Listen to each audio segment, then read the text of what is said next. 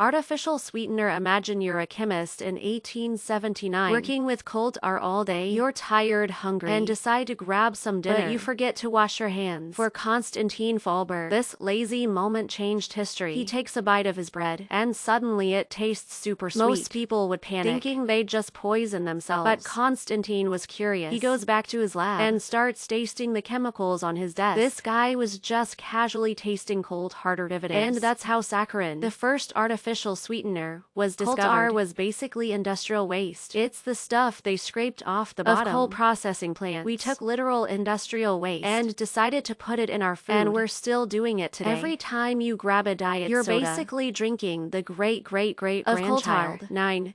Champagne. You're a French winemaker in the 1600s. You're trying your best to make normal wine, but the cold weather keeps messing everything up. See, when winter hits, it gets so cold that the yeast in your wine takes a nap. But then spring comes along, and that lazy yeast wakes up and starts partying again. This second fermentation creates bubbles in your wine, which back then was considered a huge mistake. These bubbles were such a problem that bottles would literally explode in the cellar, spraying glass everywhere. They called it the devil's wine. Workers had to wear metal masks just to go into the cellars. It was like some medieval bomb disposal situation, but with wine. For years, winemaker's tried everything to stop these bubbles from forming, but then they decided to embrace the bubbles. They started making stronger bottles that could handle the pressure, and marketed this flaw as a luxury feature. It's like when you spill paint on your jeans and say, "Oh yeah, that's the style now." Soon, everyone from kings to rich socialites had to have this fancy, bubbly mistake. Number 8. The search for immortality. That gave us explosions. Imagine you're an ancient Chinese alchemist. Your one job is to help the emperor live forever. You're mixing different ingredients, hoping to create the elixir of life. One day you're working with sulfur, charcoal, and saltpeter, but instead of eternal life, you create something that makes life significantly shorter. Congratulations, you've just invented gunpowder. Now you might think these alchemists would have given up after their immortality potion literally blew up in their faces, but no. They looked at this explosive failure and thought, hey, this could be useful. They were trying to prevent death and accidentally created one of history's most effective ways of causing it. It's like trying to invent a vegetarian burger and accidentally creating a steakhouse. These alchemists kept experimenting with their accidental discovery, putting it in bamboo tubes to make primitive rockets, bombs, mines,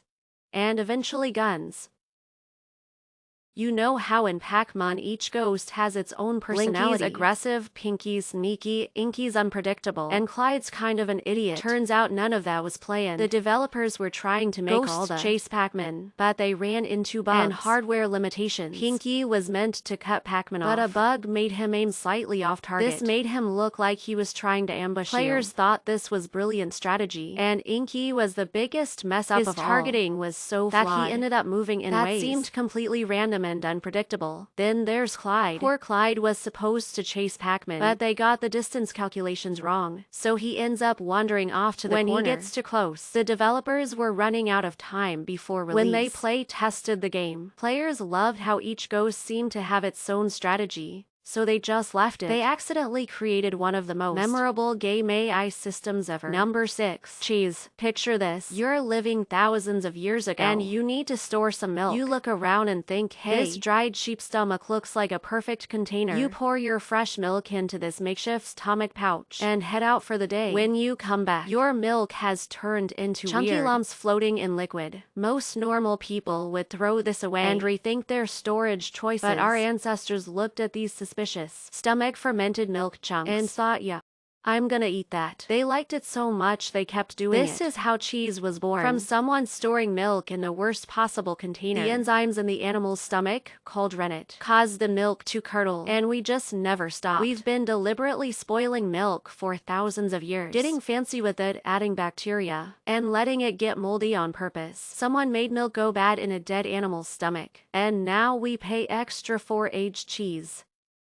In 1957, two engineers, Mark Chavez and Alfred Fielding, were in a garage trying to make fancy wallpaper. They sealed two shower curtains together, trapping air bubbles inside. They thought people would love having their walls covered in squishy plastic bubbles. Nobody wanted their walls to look like they had a bad case of plastic acne. The inventors tried selling it as greenhouse insulation. That failed too. For 3 years, they had this totally useless product. Then in 1960, IBM was about to ship their new 1401 computer computer. Someone at their marketing firm looked at these plastic bubbles and thought this could keep stuff from breaking. They wrapped the computer in it, shipped it out, and nothing broke. Bubble wrap went from being failed wallpaper to the world's favorite way to protect stuff in shipping. It also became everyone's favorite way to procrastinate. The company that makes it, Sealed Air Corporation, now makes over $4 billion a year. All because two guys messed up trying to make wallpaper. Number 4. The Phillips head screw. You know that annoying thing where your screwdriver slips out of the screw and scratches whatever you're working on? That's not a bug. It's a feature. Back in the 1930s, car companies were trying to speed up their assembly lines, but the screws they were using kept breaking. Their new automatic screwdrivers would apply too much force and snap the heads clean off, slowing everything down. Then Henry Phillips designed a screw to fail. His new cross-headed screws were made that when too much force was applied, the driver would pop out instead of breaking the screw. It's called cam out, and it's literally built into the design. The car companies loved it. Their assembly lines could now move faster without breaking screws, and that's why, almost 100 years later, we're all still cursing when our screwdriver slips and ruins our DIY projects.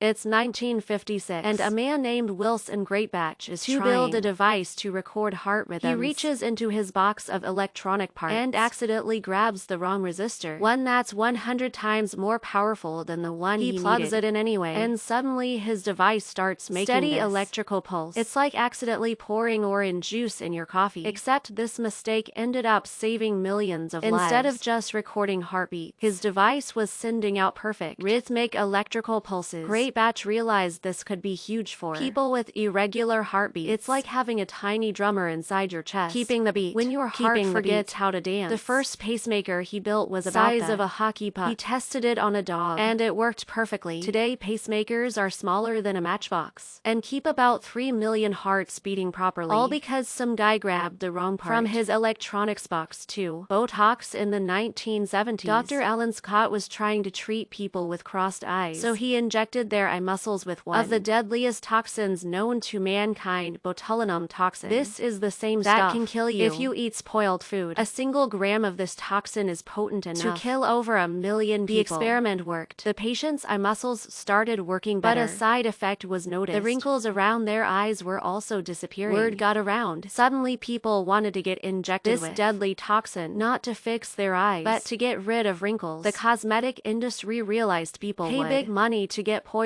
shot in their face. Botox became a multi-billion-dollar industry. We're literally injecting a lethal poison into our bodies just to look younger. And the craziest part is, we're totally fine with it. Number 1, turning it off and on again.